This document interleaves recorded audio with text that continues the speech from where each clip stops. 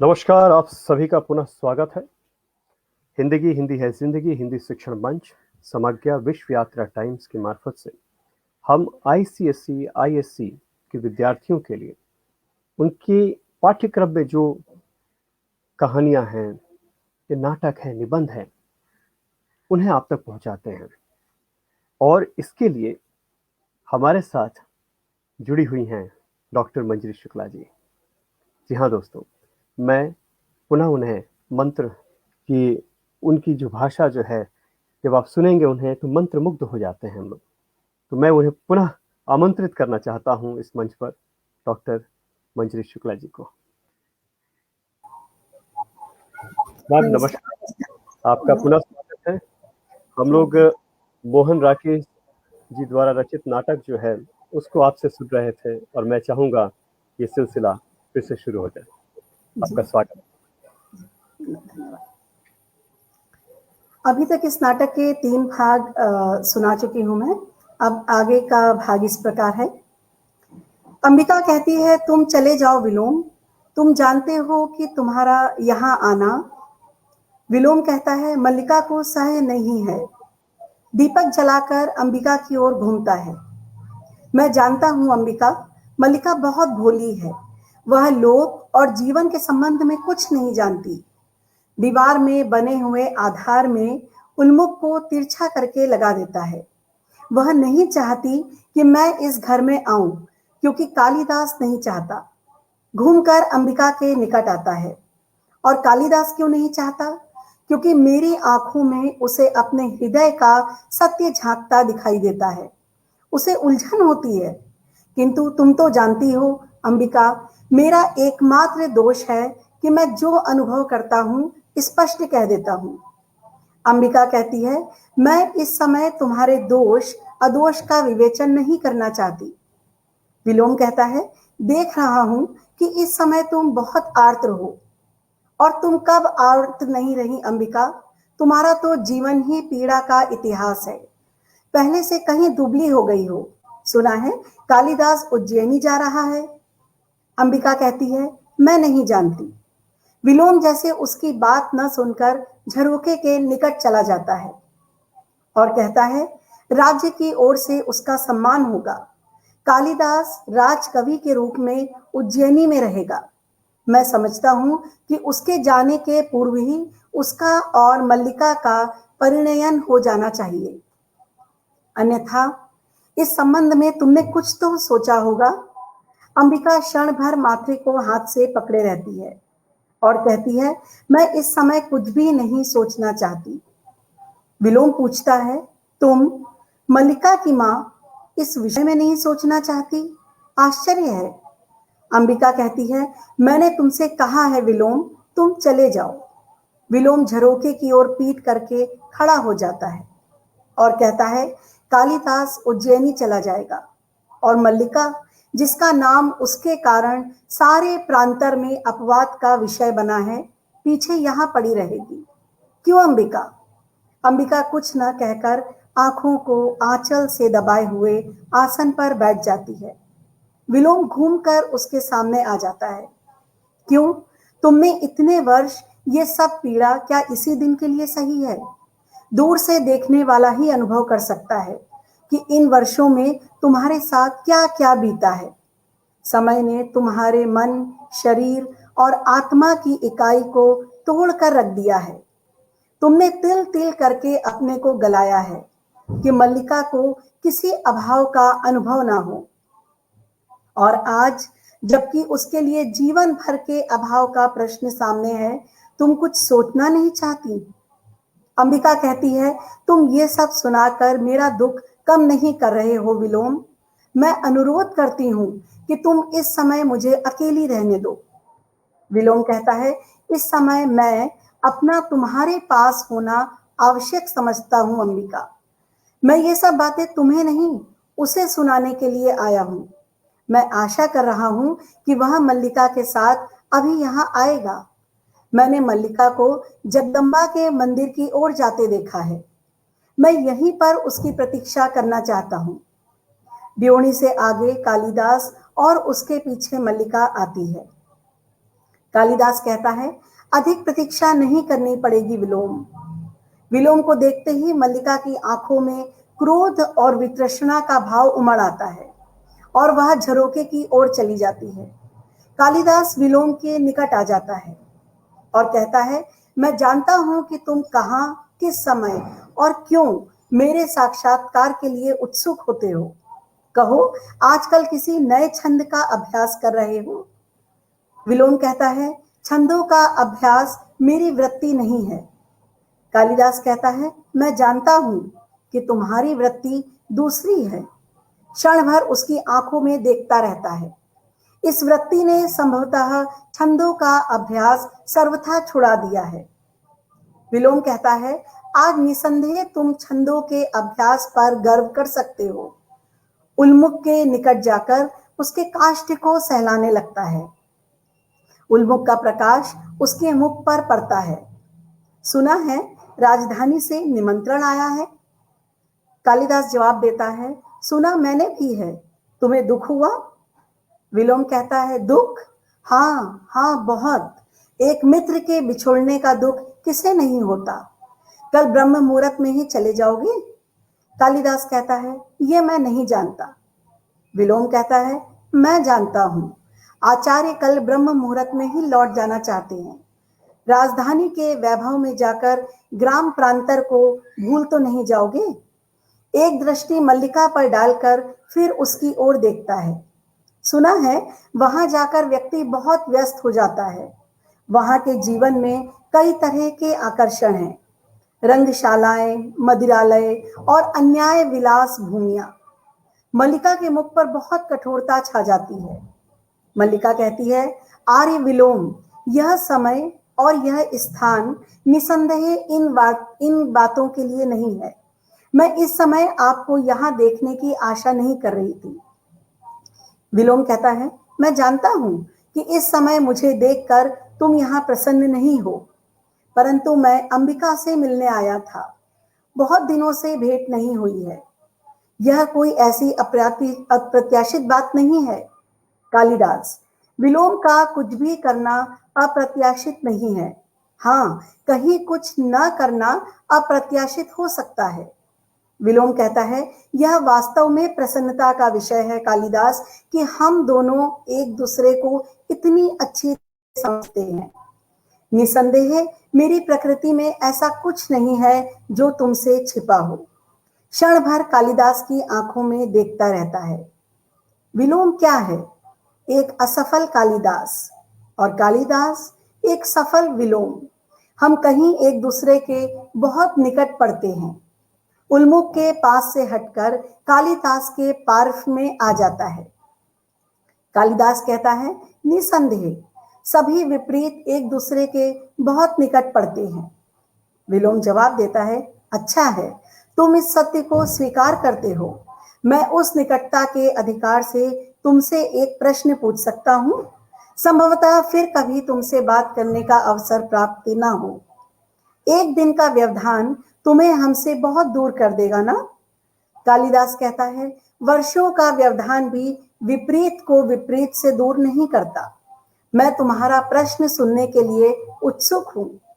विलोम बहुत पास आकर पीछे से उसके कंधे पर हाथ रख देता है और कहता है, मैं जानना चाहता हूं कि तुम अभी तक वही कालिदास हो ना?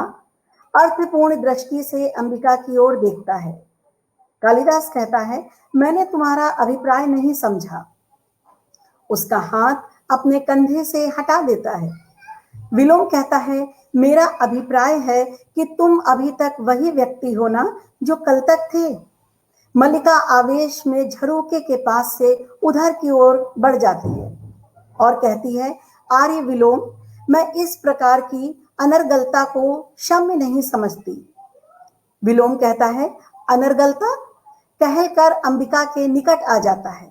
कालिदास खिन्न भाव से एक दो पग दूर दूसरी ओर चला जाता है। इसमें अनर्गलता क्या है? मैं बहुत सार्थक प्रश्न पूछ रहा हूं। क्यों कालिदास? मेरा प्रश्न सार्थक नहीं है? क्यों अंबिका? अंबिका अव्यवस्थित भाव से उठ खड़ी होती है। और कहती है, मैं इस संबंध में कुछ भी नहीं जानती और ना ही जानना चाहती हूँ। अंदर की ओर चल देती है। विलोम पुकारता है, ठहरो अंबिका। अंबिका रुककर उसकी ओर देखती है। कल तक ग्राम प्रांतर में कालिदास और मल्लिका के संबंध को लेकर बहुत कुछ सुना जाता रहा है। मल्लिका आवेश में एक पग और आगे आ जाती है और पूछती है, आर्य विलोम, आप? विलोम कहता है, उसी आधार को दृष्टि में रखते हुए क्या यह उचित नहीं है कि कालिदास यह स्पष्ट कर दे कि उसे उज्जैनी अकेले ही जाना है या? मल्लिका कहती है, कालिदास आपके किसी भी प्रश्न का उत्तर देने के लिए बाध्य नहीं है। विलोम कहता है, मैं कब कहता हूं कि बाध्य है, परंतु संभव है कालिदास का अंतःकरण उसे उत्तर देने के लिए बाध्य करे। क्यों कालिदास? कालिदास मुड़ पड़ता है। दोनों एक दूसरे के सम्मुख आ जाते हैं।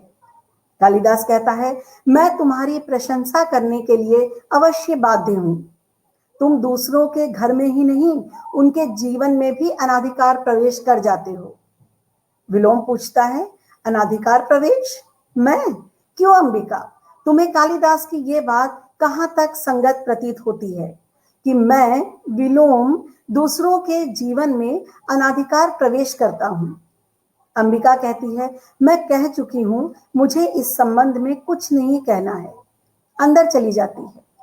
विलोम, बस चल ही दी। अच्छा कालिदास, तुम ही बताओ, तुम्हें अपनी बात कहां तक संगत प्रतीत होती है? मैंने किसके जीवन में अधिकार लिया है? चलो ग्राम प्रांतर में चलकर किसी से पूछ लें। विदग्धता पूर्ण दृष्टि से उसे देखता है, फिर उल्मुख के पास जाकर उसे आधार से निकालकर हाथ में ले लेता है। तो तुम अपने अंतःकरण से भी मेरे प्रश्न का उत्तर देने के लिए बाध्य नहीं हो। संभवतः प्रश्न ही ऐसा है। कालिदास कहता है, तुम कुछ भी अनुमान लगाने के लिए स्वतंत्र हो। मैं अभी इतना ही जानता हूं कि मुझे ग्राम प्रांतर छोड़कर उज्जैनी जाने का तनिक भी मोह नहीं है। विलोम उल्मुख कालिदास के मुख के निकट ले आता है और कहता है, निसंदेह तुम्हें ऐसा मोह क्यों होगा? साधारण व्यक्ति को हो सकता है, तुम्हें क्यों होगा? परंतु मैं केवल इतना जानना चाहता था कि यदि ऐसा हो, क्षण भर के लिए स्वीकार कर लिया जाए कि तुम जाने का निश्चय कर लो, तो उस स्थिति में क्या यह उचित नहीं है कि? मल्लिका कालिदास के और उसके बीच आ जाती है। उल्मुख का प्रकाश उसके मुख पर पड़ने लगता है और वह कहती है, आर्य विलोम, आप अपनी सीमा से बाहर जाकर बात कर रहे हैं। मैं बालिका नहीं हूं, अपना शुभ अशुभ सब समझती हूं। आप संभवतः यह अनुभव नहीं कर रहे हैं कि आप यहाँ इस समय एक अनचाहे अतिथि के रूप में उपस्थित हैं। विलोम कहता है, यह अनुभव करने की मैंने आवश्यकता नहीं समझी। तुम मुझसे घृणा करती हो, मैं जानता हूं, परंतु मैं तुमसे घृणा नहीं करता। मेरे यहाँ होने के लिए इतना ही कारण पर्याप्त है। उल्मुख पुनः कालिदास के निकट ले आता है और एक बात कालिदास से भी करना चाहता था। अर्थपूर्ण दृष्टि से कालिदास को देखकर फिर मल्लिका की ओर देखता है। तुम कालिदास के बहुत निकट हो, परंतु मैं कालिदास को तुमसे अधिक जानता हूं। पुनः एक एक करके दोनों की ओर देखता है और ड्योढ़ी की ओर चल देता है। ड्योढ़ी के पास से मुड़कर फिर कालिदास की ओर देखता है। तुम्हारी यात्रा शुभ हो कालिदास। तुम जानते हो विलोम तुम्हारा भी हितचिंतक है। कालिदास कहता है, मुझसे अधिक और कौन जान सकता है?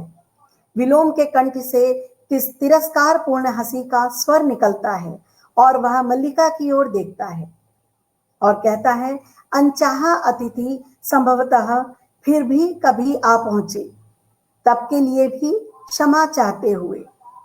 सोतप्रास मुस्कुराकर चला जाता है।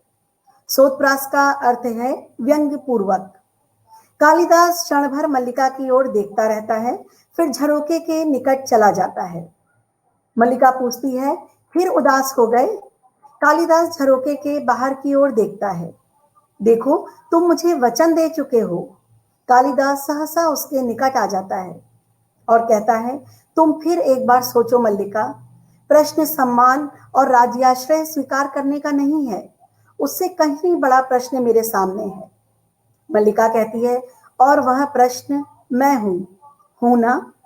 उसे बाहों से पकड़कर आसन पर बैठा देती है और कहती है, यहां बैठो, तुम मुझे जानते हो ना? कालिदास उसकी ओर देखता है। तुम समझते हो कि तुम इस अवसर को ठुकराकर यहां रह जाओगे तो मुझे सुख होगा? उमड़ते हुए आंसुओं को दबाने के लिए आंखें झपकाती है और ऊपर की ओर देखने लगती है। मैं जानती हूं कि तुम्हारे चले जाने के बाद मेरे अंतर को एक रिक्तता छा जाएगी और बाहर भी संभवतः बहुत सूना प्रतीत होगा। फिर भी मैं अपने साथ छल नहीं कर रही। मुस्कुराने का प्रयत्न करती हुई उसकी ओर देखती है और कहती है, मैं हृदय से कहती हूं कि तुम्हें जाना चाहिए। कालिदास कहता है, चाहता हूं कि तुम इस समय अपनी आंखें देख सकती। मल्लिका कहती है, मेरी आंखें इसलिए गीली हैं कि तुम मेरी बात नहीं समझते। तुम यहां से जाकर भी मुझसे दूर हो सकते हो। यहाँ ग्राम प्रांतर में रहकर तुम्हारी प्रतिभा को विकसित होने का अवकाश कहाँ मिलेगा? यहाँ लोग तुम्हें समझ नहीं पाते हैं। वे सामान्य की कसौटी पर ही तुम्हारी परीक्षा करना चाहते हैं। अपनी कोहनियों को ठोड़ी पर अपनी कोहनियों पर ठोड़ी रख लेती है और कहती है, विश्वास करते हो ना कि मैं तुम्हें जानती हूँ। जानती हूँ कि कोई भी रेखा तुम्हें घेर ले तो तुम घिर जाओगे। मैं तुम्हें घेरना नहीं चाहती, इसीलिए कहती हूँ कि तुम जाओ। कालिदास कहता है, तुम मुझे पूरी तरह से नहीं समझ रही हो मल्लिका। प्रश्न तुम्हारे घिरने का भी नहीं है। मल्लिका शब्दों की चुभन का अनुभव करके भी अपनी मुद्रा स्वाभाविक बनाए रखने का प्रयत्न करती है। कालिदास जैसे सोचता सा उठ खड़ा होता है और टहलने लगता है। कहता है, मैं अनुभव करता हूं कि यह ग्राम प्रांतर मेरी वास्तविक भूमि है। मैं कई सूत्रों से इस भूमि से जुड़ा हूं। उन सूत्रों में तुम हो, यह आकाश और ये मेघ हैं, यहाँ की हरितिमा हैं, हरिणों के बच्चे हैं, पशुपाल हैं। रुककर मल्लिका की ओर देखता है और आगे कहता है, यहां से जाकर मैं अपनी भूमि से उखड़ जाऊंगा। मल्लिका आसन पर कोहनी रखकर उससे टेक लगा लेती है और कहती है, यह क्यों नहीं सोचते हो कि नई भूमि तुम्हें यहाँ से अधिक संपन्न और उर्वरा मिलेगी। इस भूमि से तुम जो कुछ ग्रहण कर सकते थे कर चुके हो। तुम्हें आज नई भूमि की आवश्यकता है जो तुम्हारे व्यक्तित्व को अधिक पूर्ण बना दे। कालिदास पूछता है, नई भूमि सुखा भी तो दे सकती है? फिर टहलने लगता है। मल्लिका जवाब देती है, कोई भूमि ऐसी नहीं जिसके अंतर में कहीं कोमलता ना हो। तुम्हारी प्रतिभा उस कोमलता का स्पर्श अवश्य पालेगी। कालिदास कहता है, और उस जीवन की अपनी अपेक्षाएं भी होंगी। मल्लिका उठकर उसके निकट आ जाती है और उसका हाथ पकड़ लेती है और पूछती है, यह क्यों आवश्यक है कि तुम उन सब अपेक्षाओं का निर्वाह करो? तुम दूसरों के लिए नई अपेक्षाओं की सृष्टि कर सकते हो। कालिदास कहता है, फिर भी कई कई आशंकाएं उठती हैं। मुझे हृदय में उत्साह का अनुभव नहीं होता। मल्लिका कहती है, मेरी ओर देखो। कुछ क्षण कालिदास उसकी आंखों में देखता रहता है। अभी भी उत्साह का अनुभव नहीं होता। विश्वास करो, तुम यहां से जाकर भी यहां से विच्छिन्न नहीं होगे। यहाँ की वायु, यहाँ के मेघ और यहाँ के हरिण, इन सबको तुम साथ ले आओगे और मैं तुमसे दूर नहीं रहूंगी। जब भी तुम्हारे निकट होना चाहूंगी, पर्वत शिखर पर चली जाऊंगी और उड़कर आते हुए मेघों में घिर जाया करूंगी। बिजली कौनती है और मेघ गर्जन सुनाई देता है। संभवतः फिर वर्षा होगी। यूं भी बहुत अंधेरा हो गया है। आचार्य तुम्हारी प्रतीक्षा कर रहे होंगे। कालिदास पूछता है, मुझे जाने के लिए कह रही हो?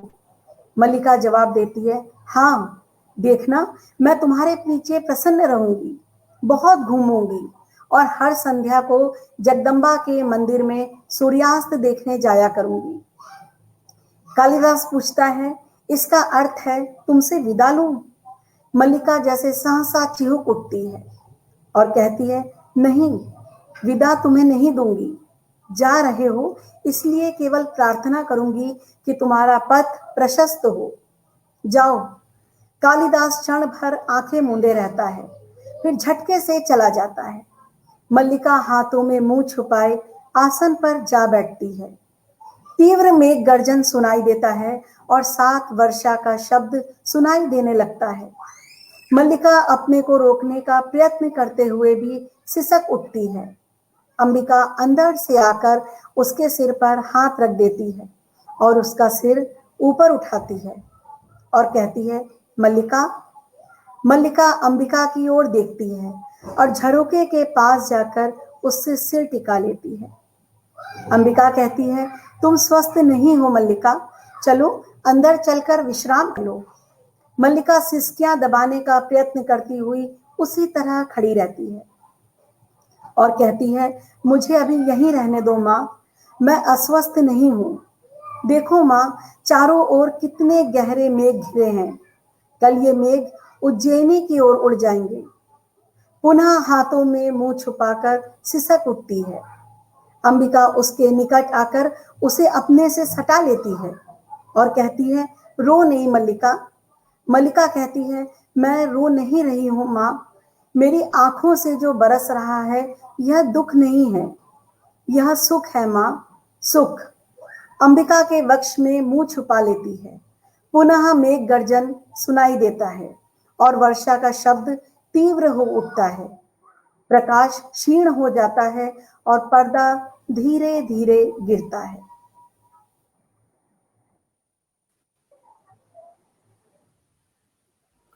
जी बिल्कुल, पर्दा धीरे-धीरे गिरता है और कहीं न कहीं अंधकार में स्थिति जो है, उसके जीवन में भी पदार्पण करता है।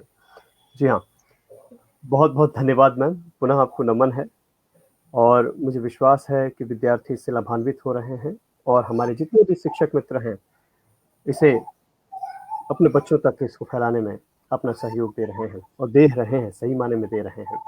तो मैं पुनः आपको नमन करता हूँ और सभी जितने हमारे मित्र यहाँ जुड़े हैं, फिर जुड़िएगा क्योंकि हम फिर आ रहे हैं। कब आ रहे हैं, आप सभी जानते हैं।